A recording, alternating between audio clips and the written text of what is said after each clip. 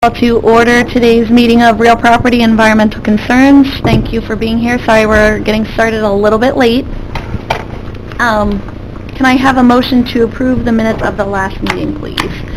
Supervisor Merlino, second by Supervisor Loeb. All those in favor, please say aye. Aye. Opposed? Abstentions? Okay, carries. Thank you. All right, we're going to turn this over to Lexi first. Okay. I just wanted to make everybody aware that we got the plan back from ATL for the asbestos abatement and lead on the Mullins property. So we're going to use that plan. I've already spoken with Julie Butler to be able to start working on the RFP. We're hoping to be able to issue the RFP the second week of December, do a walkthrough the week of January 6th, and then do the bid opening January 16th, as long as there's no problems along the way. So I just wanted to get that out to all of you. I also wanted to give a quick update, if I can, on the Chestertown property at 10 Pine Street. I heard back from DEC yesterday. Steve Pasco is out of the Warrensburg DEC office, and he finally has the signed agreement in his hands to get the tanks out of the ground. So he is just putting everything together with contractors, and he'll give me a date as soon as he has a date. We're hoping to get it done before the end of the year and get those tanks out of there. So that's a plus. That's great, Lexi. Thank you. That's all I've got. I know you had to do some chasing, really get that done.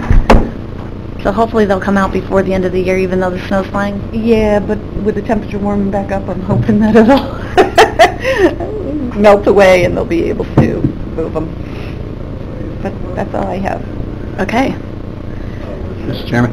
Yes. Just wanted to say one quick thing to thank Claudia and Lexi and John for their efforts on this. This is, if we can get this done, it's showing with the Mullen property tangible results in terms of cleanup of property. I mean, we see properties like this all over the country, okay? Particularly in older parts of the country, the Northeast. So to see a piece of property that's been sitting there for so long, to clean it up, I think it shows the public at large that we're doing what we're supposed to be doing. So good news. Thank you. Thank you.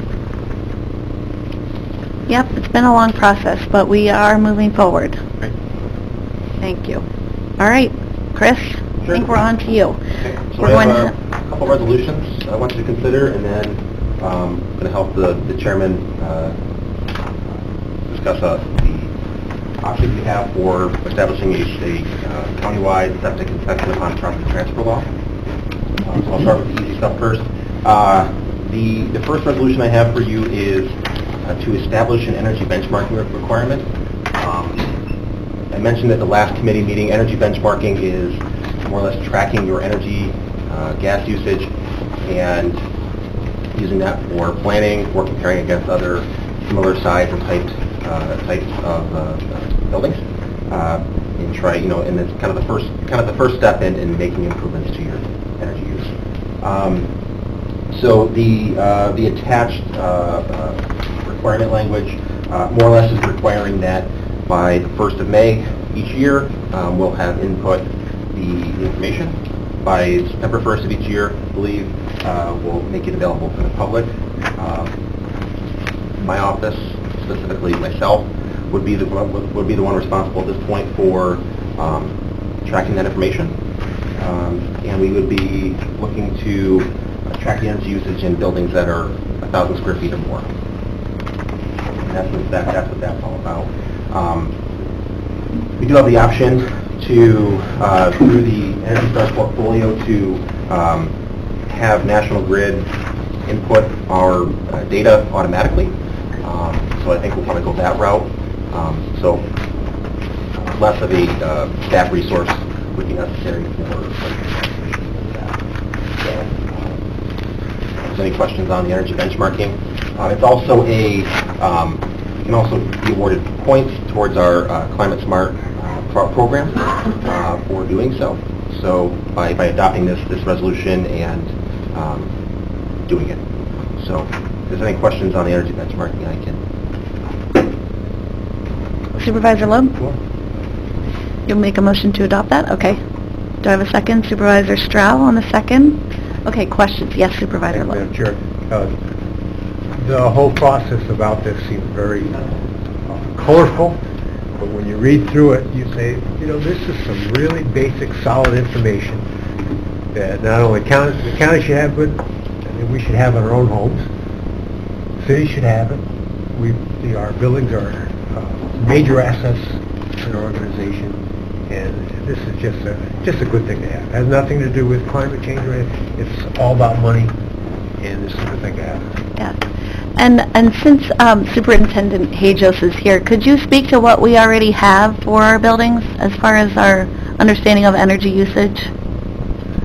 Oh, I don't think I can, but what I can tell you is we've already done a study on the lighting throughout the county, but I can't say how many years ago, Chris, you may talk to think, 10 years. They've slowly done replacements throughout the town center. I think the human services building is 95% done. This building is only about 50% complete. And then as we move along, we do it. It's not, we didn't have enough funding, I think at the beginning, just to connect and replace all the lighting. So as something goes bad, because the change goes out. As far as a window audit, I don't think there was ever one done during the time that teams came in. They had suggested us doing one, but the cost was 30%. We know that most of these windows were replaced around 1982, 83, give or take. But the efficiencies today and what they were back then are completely changed. So I think it's time for us to, definitely it's time for us to do it. As I said to Chris, and I said to you, Madam Chair, that we would, try to have more to go whatever it is. A segue into the next resolution, which I'm not sure. Before we do that, here, yeah, but, let me, are there any other questions or comments on that one? If not, I'll call the question. All those in favor? Aye. Say aye. Aye. Opposed? Okay, that passes. Thank you.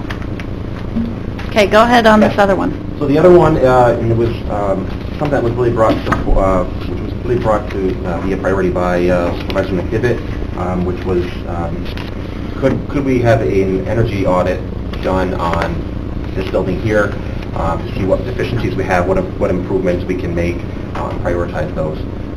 So I've worked with Kevin and Frank on kind of what their thoughts on what should be audited. I've also reached out to NYSERDA, who has a grant program, roughly 50% reimbursable for those costs. I don't have a dollar amount on the resolution because we haven't requested any pricing yet. What I'm looking to do is put out for quotes. If it exceeds the threshold, we'll do a formal RFP, but get pricing, and then apply for the funding through NYSERDA. That's kind of the process they have in place. You want to find your consultant before you apply for the funding, and then we would award dependent on if the board is every one of those costs, and if we're able to obtain the funding. Okay. Yeah, is there a match on the grant? Yeah, it's 50% cost share, and then depending, it's up to $500,000 or 10% of the annual energy costs. So I think in our case it'd be roughly up to $16,000. 16 that we could have matched by the state. Okay. So, yeah. Is that a cash or? Yeah, it has to be cash. There's no in-kind allowed.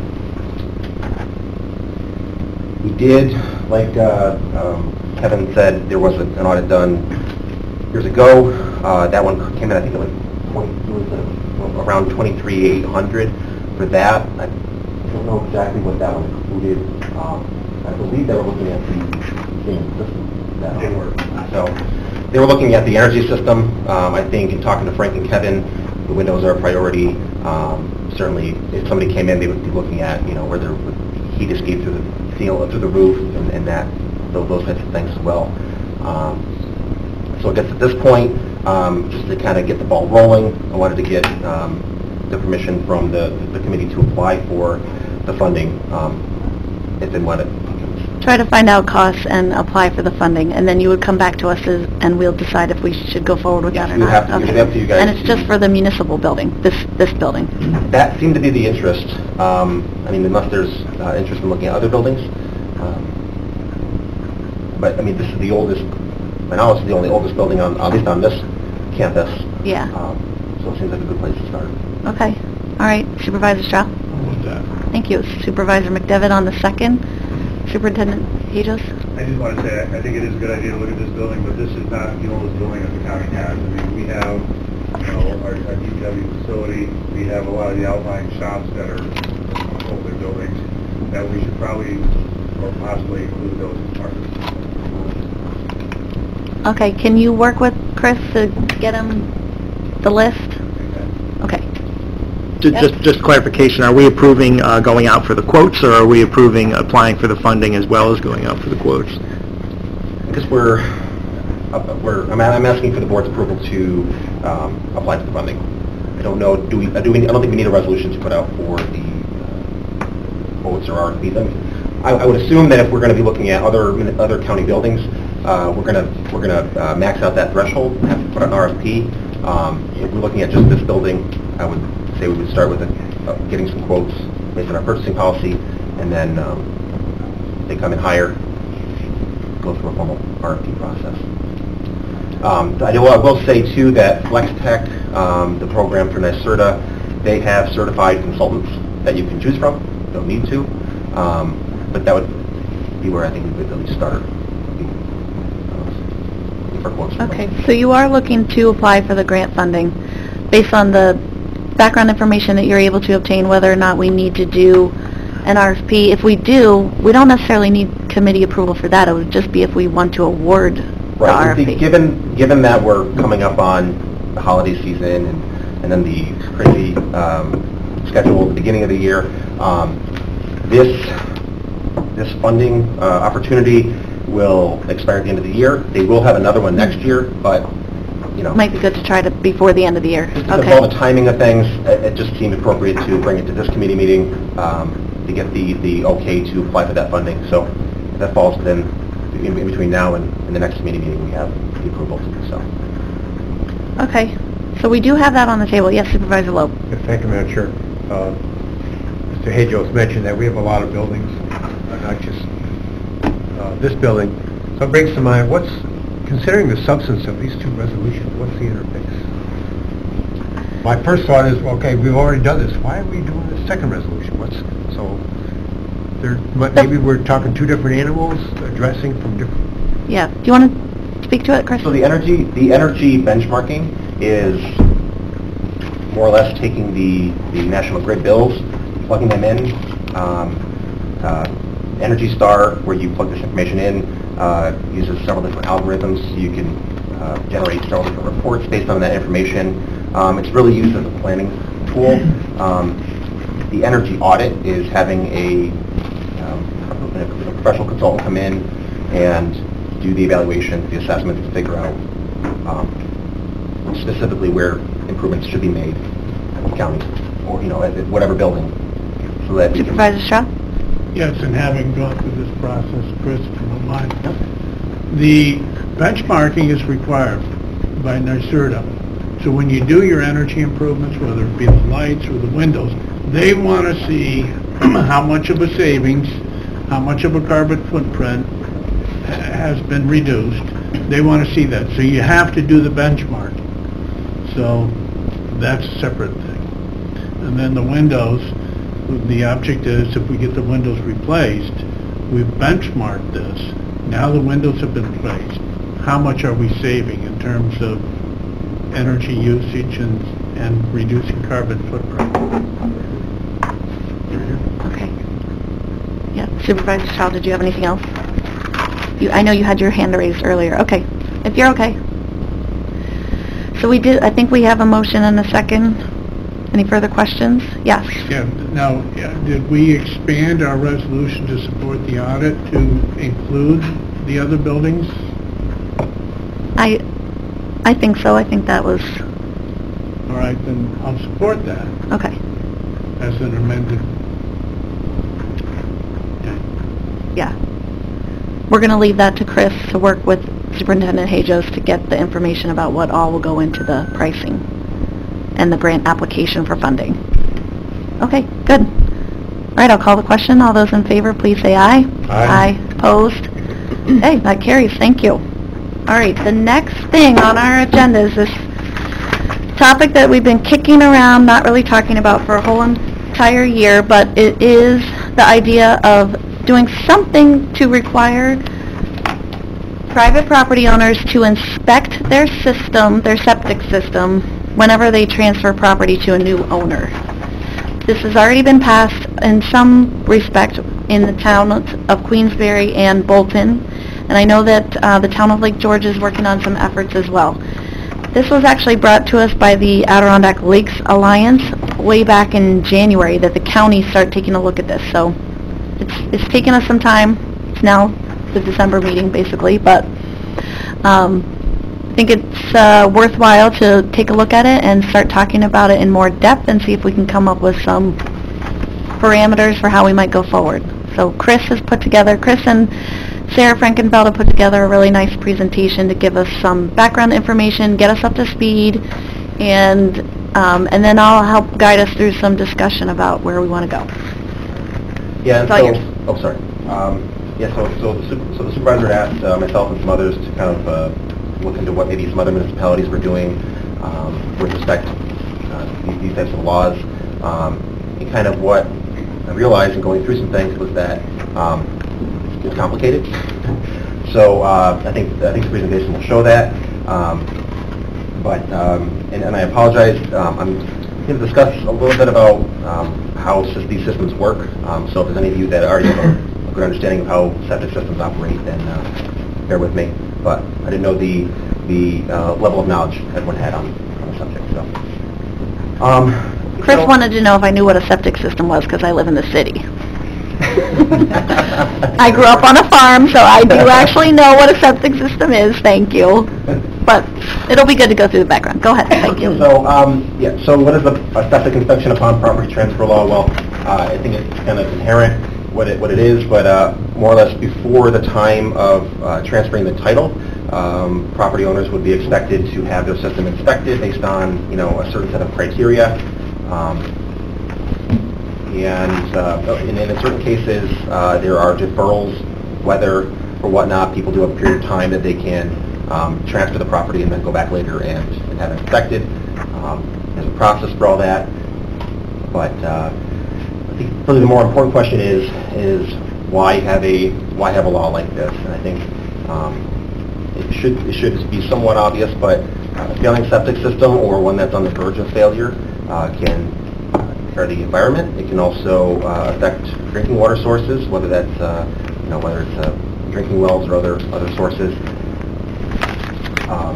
And so, like I said, I looked at some other counties. I found 6 in the state that have property transfer laws like this. There could be more, but Google didn't show them to me.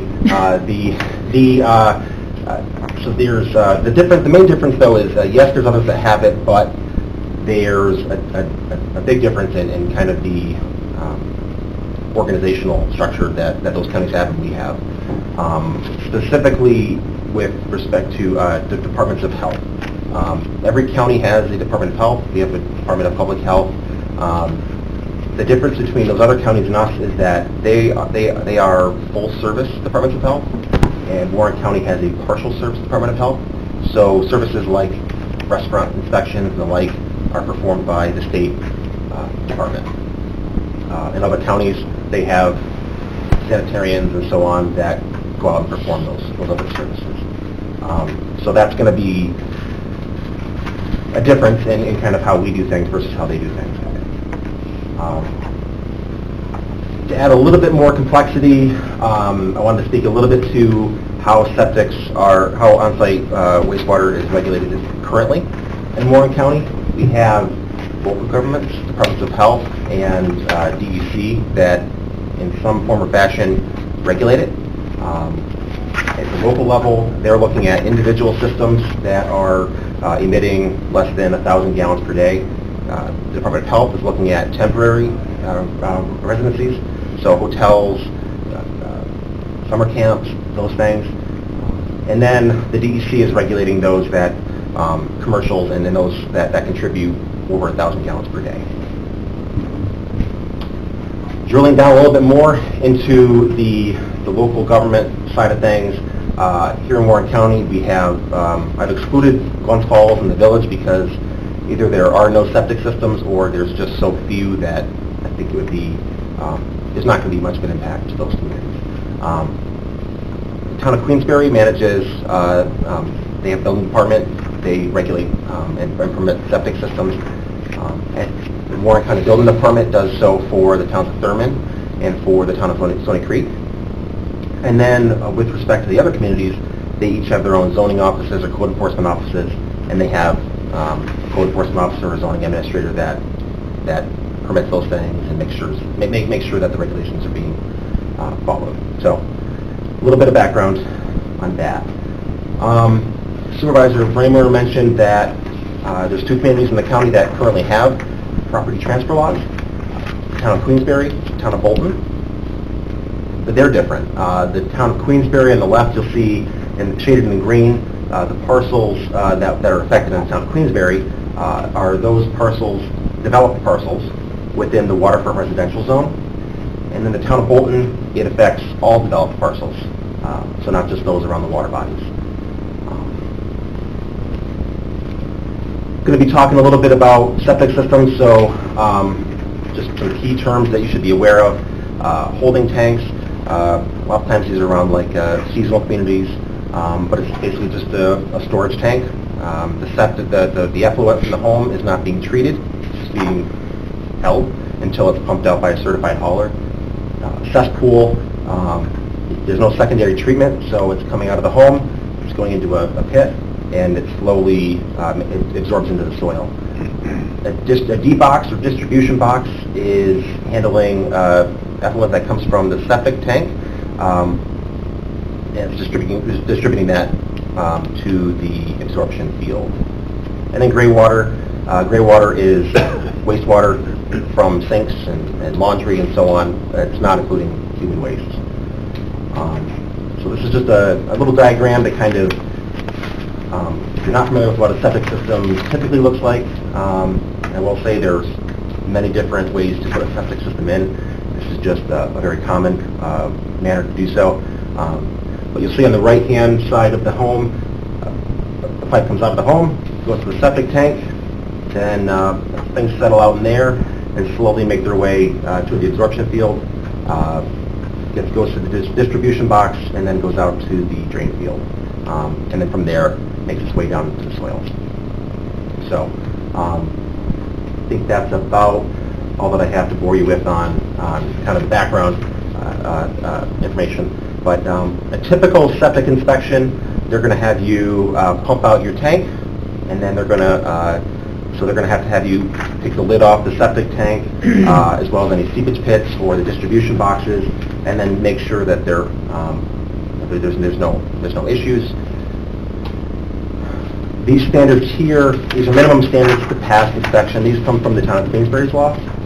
I think by and large they were similar to what the town of Bolton had adopted. But that the septic tank size is going to fall within 250 gallons of the minimum volume requirement that the code is requiring. That holding tanks are equipped with a switch and a high level alarm to notify the property owner that they need to have the system pumped, so there's not a failure. And then for enhanced treatment systems, that they have an updated service contract. And then lastly, if there's a failure or it's on the verge of failure, it's not going to pass inspection. There's going to have to be a correction made. Yeah, Chris. Sure. Supervisor Wilson. Just technical question on the operating septic systems. Septic, you have the tank and then the leach field as you described. The tank holds all the solids and the liquid goes into the leach field. Do all tanks have to, at some point or another, be pumped out? Yes. They should, well, they should be. So the... Depending on use and so on. I suppose. Some of them have a bacterial digestion system incorporated in them, or not, or do they all? And eventually any of them will have to be pumped out. I believe, and Jim could probably attest to this too, but there are going to be bacteria and so on that are digesting some of the things from there. But there are other systems that, the anaerobic systems are the ones that do that. Conventional septic system, all the waste comes in, and it's basically, if you've ever put any liquid with some type of drink mix in the refrigerator separates, that's what happens. And so your solids go to the bottom, and the bacteria break that down. And then there's the gray water, which is what you want to be. So it kind of flows through. There's usually baffles, which just slows the water down and allows the solids to fall out. The gray water goes out to the distribution box, and the distribution box is set up so that there's levelers in there, so the little rings, and they're set so that each line gets an equivalent volume of material coming out of gray water, so it doesn't overload one or the other. And then there's what are called floatables, which is like dust and grease and such. And so if you look into a septic tank, basically what you would see in a hole like that, you should see like a real scummy looking whipped cream, or less, I don't know how to describe it. They call it the scum layer, so I don't know. I didn't like whipped cream. There's food references. So you have that layer, and then you would have, they would put the hose in there and start pulling out, and that layer would drop down. And really what we want to do is get the solids out, because the recommendation is generally for a family of 4 with no food grinder every 3 to 5 years to have it. If you have a food grinder, it increases the volume of solids, so you can get it. You can put all the gray water out that it wants. You want to retain the scum layer and any solids. You don't want that to leave, because that's what will plug up your leaching. I don't follow those last 3 sentences. You want to maintain the scum layer? That's a protected layer. When you can just leave gray water in your tank, that'd be fine. You want to remove the solids that are at the bottom and the scum layer. Oh, okay. If you think of it, those are, like I said, the oils, the fats, the grease, and the dust. If that makes it down into your leach field, it will occlude infiltration. Okay. If the solids get out, if it builds up too much, they start to flow out, the same thing. So gray water is what these are designed to treat. The septic tank is designed to capture floatables and the solids. Thank you. Supervisor Shaw. All right, and that's true, that's the traditional system. But I think you also asked about enhanced systems. Are there pre-treatment systems that go beyond what the septic tank does? And the answer is yes. There's anaerobic and aerobic pre-treatment systems that will further break down the effluent that goes into this, so that it goes to a filtration field. And some of the manufacturers of these enhanced treatment systems claim it's drinkable. Okay. But Technically. But it certainly is clear water when it goes, instead of black water, because anything that includes human effluent is black water. So that it's clear in the pre-treatment. So a lot of your systems in and around Lake George with very limited sized lots do put in these enhanced pre-treatment systems. And so that what they're feeding to their absorption beds is not taxing that absorption bed, meaning the survivability of that, and what's getting into the groundwater is even cleaner.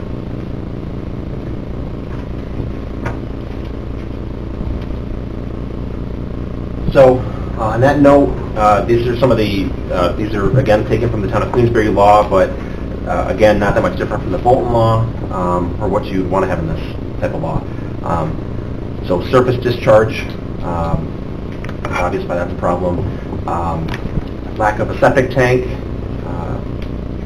backing up into the home. If you, if dye is introduced to the, the toilet, and that goes down to the system, and then you find it coming out onto the surface or into the adjacent water body, then that's going to be a presence that there's a failing system. Presence of a cesspool, again, no secondary treatment, just everything going into it and making its way out into the surrounding soils. Or a metal tank, which corrode, so have a likelihood of letting, which you don't want out into the soils. When there is backflow from that secondary area into the septic tank, there's failure of the holding tank, it's full, or if it's discharging onto an adjoining property. So again, pretty straightforward on why these are considered to be failing.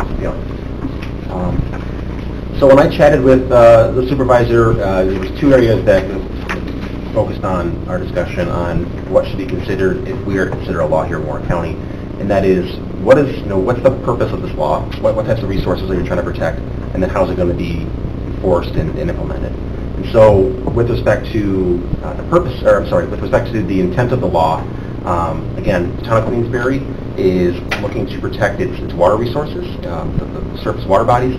The town of Fulton's intent was to protect not only surface water, but the groundwater and also soil. So if we do consider something, or if we do go down the path of looking at just surface water, are we looking at doing this across the board for any water body, or just goes over a certain size, water bodies of a certain classification? DEC comes out and has a list of kind of the best intended use of that water. If it's for drinking water, or if it's for recreation or cooking. So, and then are we looking to protect only lakes and ponds and the major rivers, or are we also looking to protect streams? What we did in the office, Sarah used GIS to look at just kind of a universe of lakes and ponds over 20 acres, plus the Hudson and Spring River. From those water bodies, drawing a buffer of 250 feet. And on the map in the green is kind of the parcels that would be impacted from that type of law. And quantitatively, what that means is about a tenth of the parcels that are developed in Warren County would be affected by a regulation that would look at only water bodies over 20 acres and within 250 feet of that water body. Looking at it from the end of kind of what impact that would be to staff resources to carry out this law, we looked at what were the average numbers of property transfers between 17 and 18. Just under 100. And then looking at ones that were not in the town of Queensbury, roughly 70. So use that as kind of a point of reference as to how many times whatever entity would be overseeing this, carrying out this law, about 70 times a year they'd be required to make sure the law is being followed. Question? Yes, Supervisor. I find it interesting that when we look at the water bodies over 20 acres, I'd like to know the logic behind that. Smaller bodies of water are even more susceptible to degradation. It was just it seemed like that was there's plenty of water bodies that would be under 20 acres. I think when you get into that small of a water body, you're looking at maybe it's one lot, maybe it's one parcel around that water body. The seasonality, small ponds may fill up in the spring, but by the end of the summer are not as large. So I don't know. We use 20 acres as just kind of a rough number to get the dialogue started, but certainly. Do you have the list with you of the? I don't have a list with me. No. It's the water. So there's the green shaded areas are the parcels that would be affected. So these are the water bodies. Inside of those the green that would be affected. So a fair amount. I want to say it's probably 30 or 40 water bodies, maybe. Maybe I'm exaggerating, but it just comes to mind, it goes for the sewer system. but Crandall Park has Crandall Pond plus the back area of marshland, and those two areas are small, but those two water bodies, the wetlands and the pond, if they were subject to septic tanks surrounding them, they'd be destroyed in just a very short time. Yeah, And that would be the same at any place. And I didn't include a map of the streets in Warren County. Tim could tell you it would be littered with lines across it. So then I think at that point you'd be saying to yourselves, would it be better to have a countywide law at that point, because virtually every developed parcel would be affected by that law. Not all of them, but a lot of them.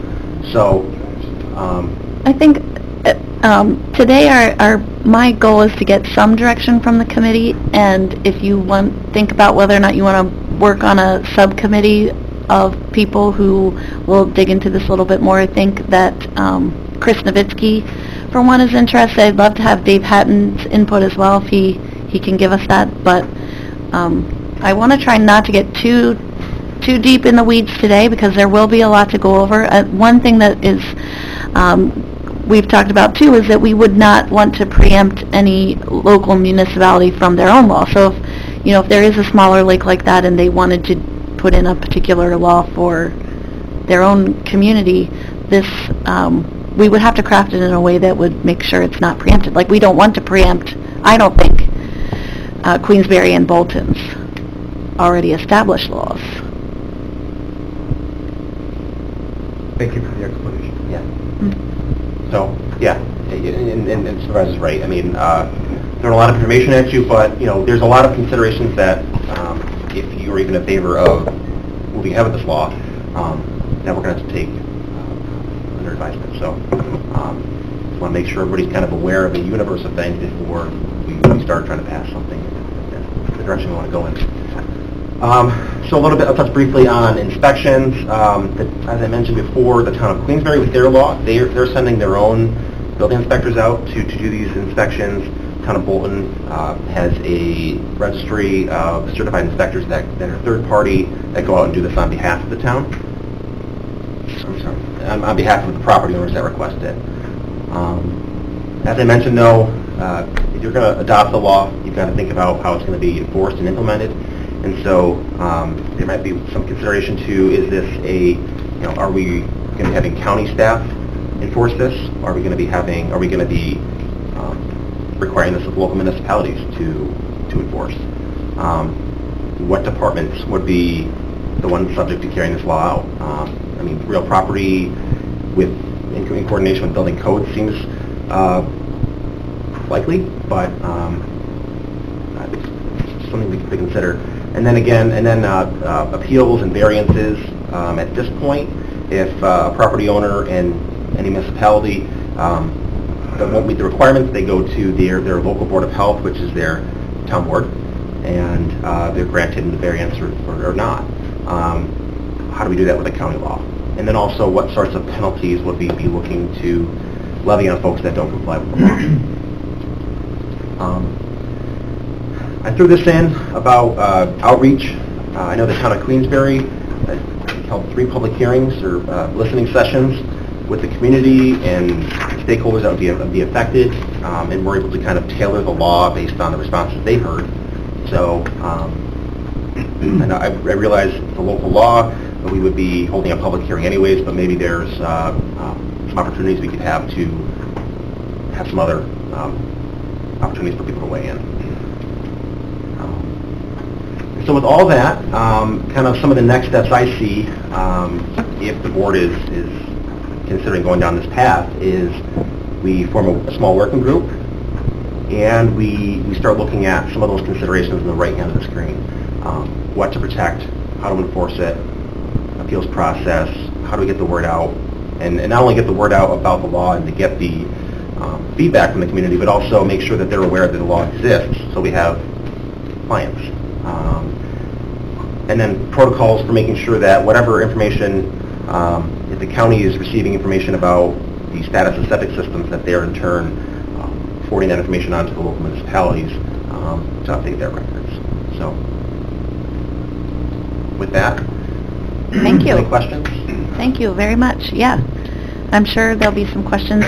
I think that this is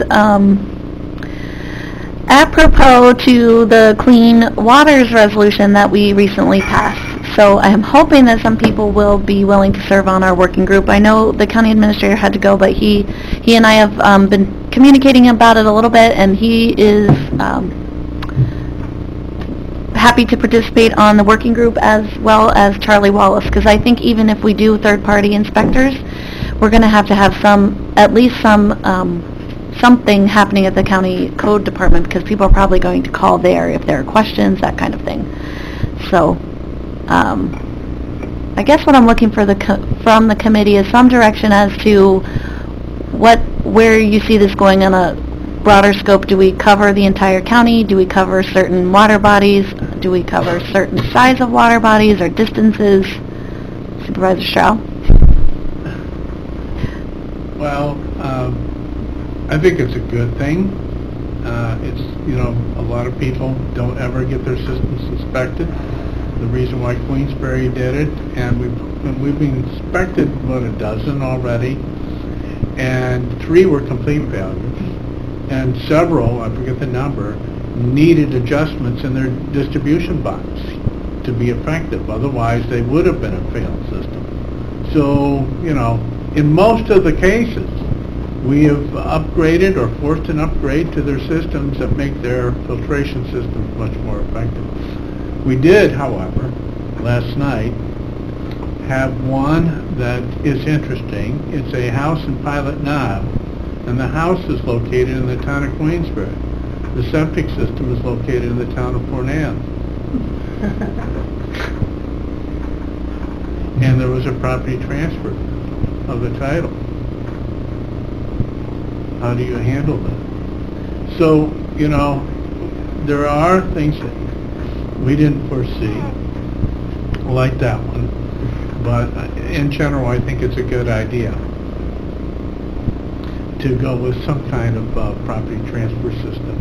And if everybody's doing it, you get people complaining, well, I live in Queensbury near a lake and I've got to do this, and I lived anywhere else in the county, I wouldn't have to do it.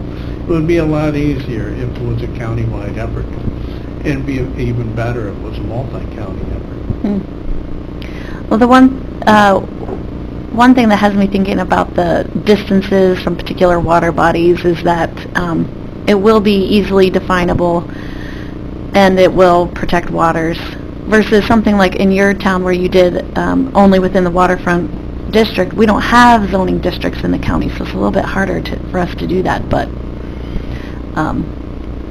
I think it's worthwhile to because there are so many systems out there that we don't have information about. Anecdotally, we don't have information on about a third of the systems, and potentially all of those are failing. So, yes, Supervisor Lowe. Thank you, Madam Chair. Actually, what you said brought to mind a historic perspective back in the 90s. Jim chaired a committee where we looked at the Halfway Brook watershed. Halfway Brook runs through Queensbury, but we weren't really concerned about Queensbury or Glens Falls. We were concerned about Lake Champlain. So all these little streams and ponds actually are part of the big picture because of the little streams and ponds. They eventually affect the big streams, the big ponds. Probably multi-county approach would be most effective. But, right, I mean, we looked at the farms, everything that was going into these little streams. Halfway Brook is just a little stream, and it was a major player in the water quality of the area. I completely agree that a multi-county approach would be the most effective. Someone has to take the lead. Queensbury took the lead, and Bolton is following, and if Warren County follows, maybe others will as well.